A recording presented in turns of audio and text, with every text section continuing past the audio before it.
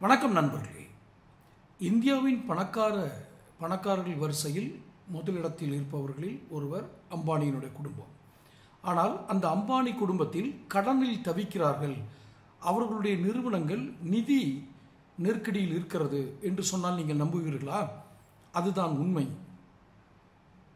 இதனால் இந்திய பங்கு சந்தையில் ஏற்படக்கூடிய பங்கு மூலதனங்கள், த கேபிட்டல் மார்க்கெட், எந்த அளவுக்கு பாதித்திருக்கிறது, இதை குறித்த விளக்கம்தான் சிறிய பதிவு இது.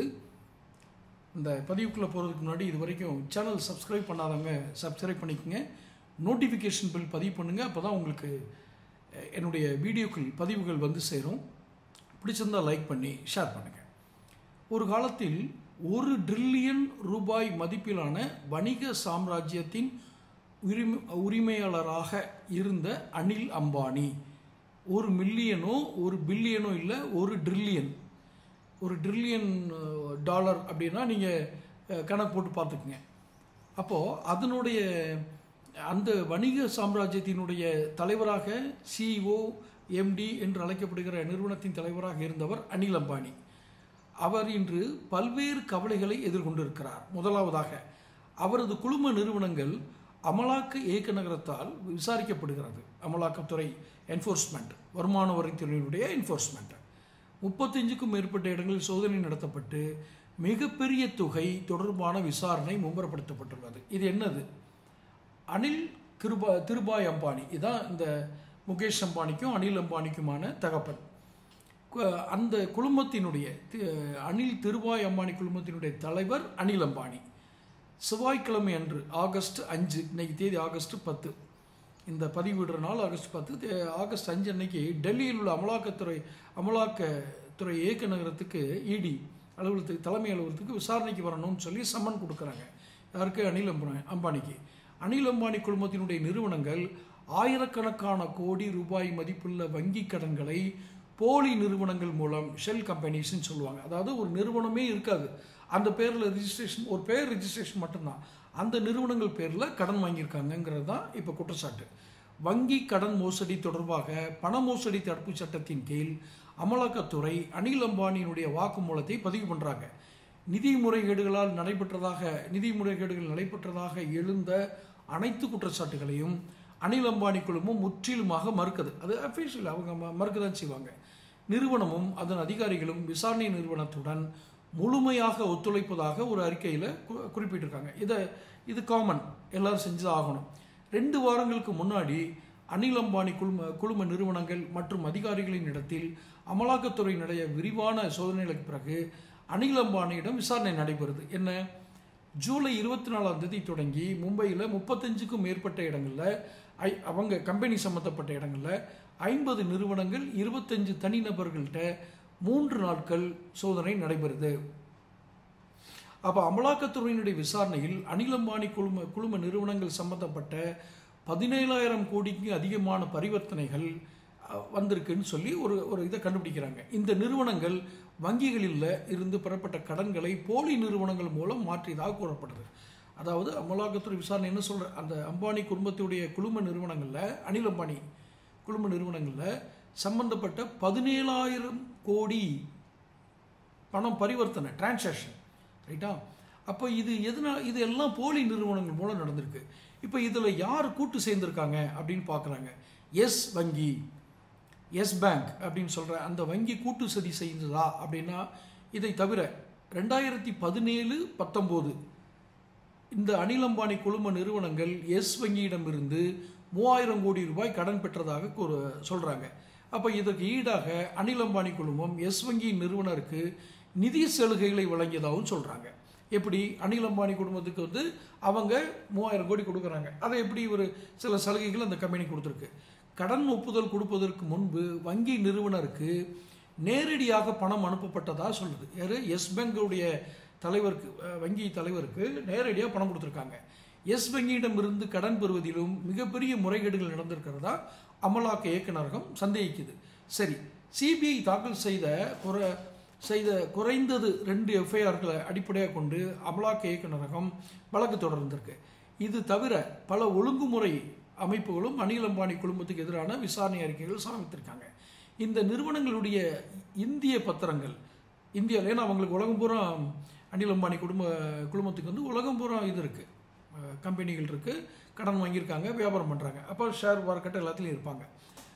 இந்திய பத்திரங்கள் மற்றும் பரிவர்த்தனை வாரியம் செபி, தேசிய வீட்டு வசதி வங்கி, தேசிய நிதி அறிக்கையிடல் ஆணையம் நேஷனல் ஃபைனான்சியல் ரிப்போர்ட்டிங் அத்தாரிட்டி மற்றும் பேங்க் ஆஃப் பரோடா, இதுகள் எல்லாம் அறிக்கை கொடுக்குறாங்க. இந்த பேங்க் ஆஃப் பரோடாலையும் இதனுடைய கடன்கள் இருக்குது.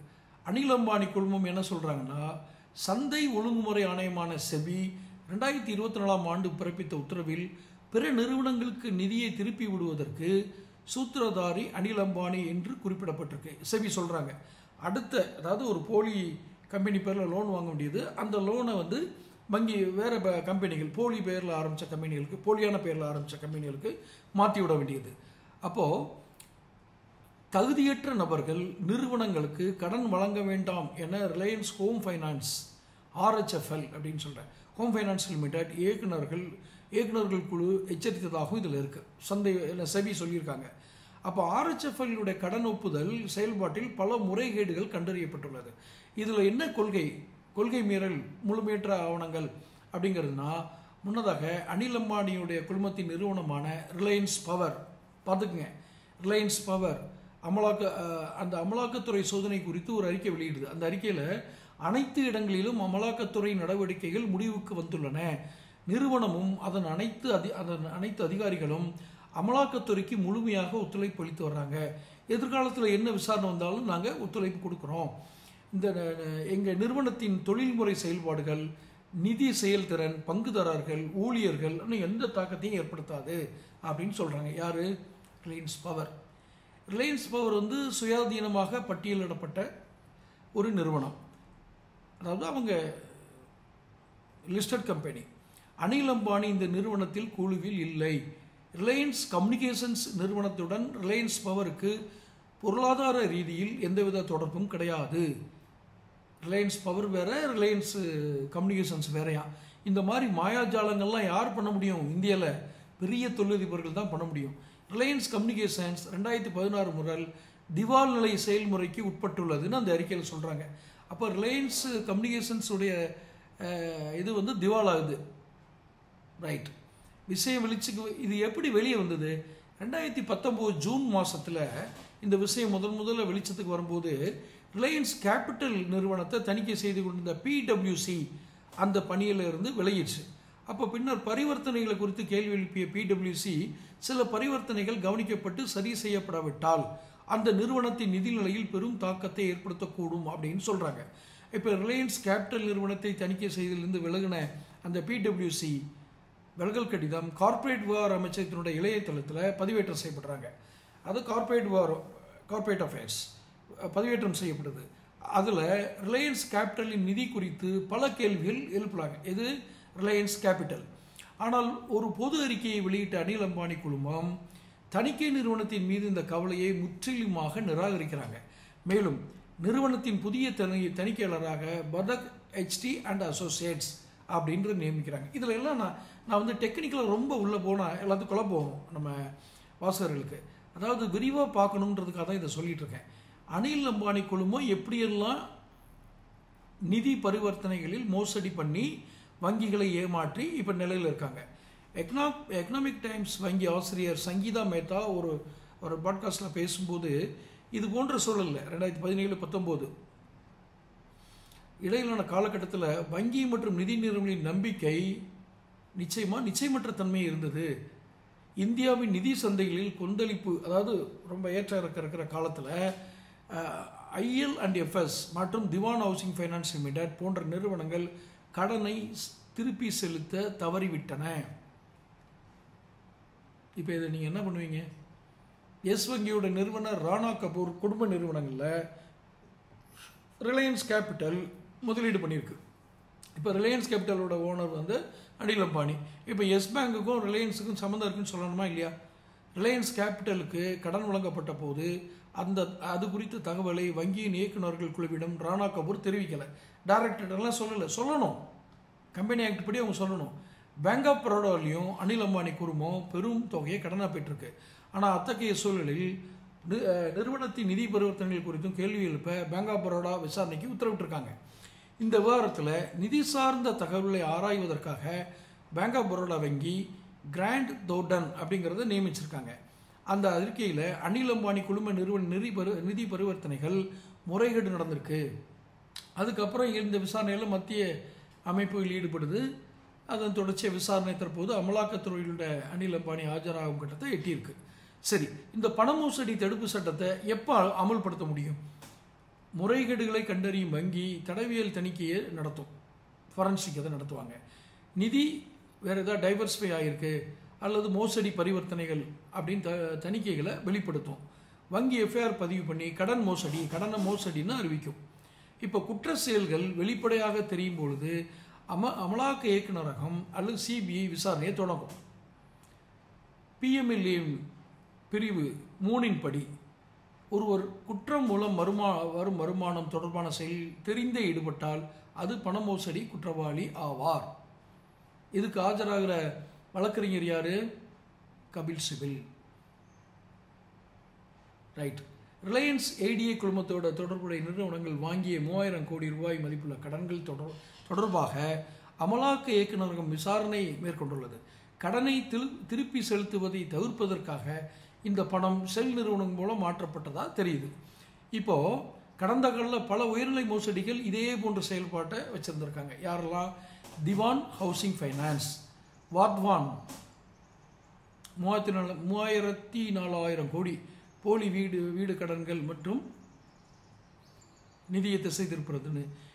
ஏபிஜி கப்பல் கட்டும் தளம் 22,842 கோடி ரூபாய் உயர்த்தப்பட்ட சொத்து மதிப்பீடு மற்றும் வெளிநாட்டு நிதி பரிமாற்றங்கள். ரைட்டா? ரோட்டோமேக் பேன் 3,695 கோடி ரூபாய் ஏற்றுமதி கடன்களை தவறாக பயன்படுத்தியிருக்கு. ஐஎல் அண்ட் எஃப்எஸ் நிறுவனங்களுக்கு இடையான கடன்கள் மூலம் சொத்து மதிப்பை உயர்த்தி காட்டுறது. இதெல்லாமே இந்த நிதி மோசடின்னு சொல்கிறது இந்த பணம்ங்கிற ஒரு கருவியை வச்சு தான். இந்த பணம் என்ற ஒரு கருவி is a instrument. Cheque, ₹1 note, இதுக்கெல்லாம் பெரிய வித்தியாசம் அல்ல. ப்ராமிஸ் டு பே, யார் கையெழுத்து போடுறாங்கன்றது தான் வித்தியாசம். இது அந்த ஆடிட்டர்ஸ் அவங்களுக்குலாம் தெரியும்.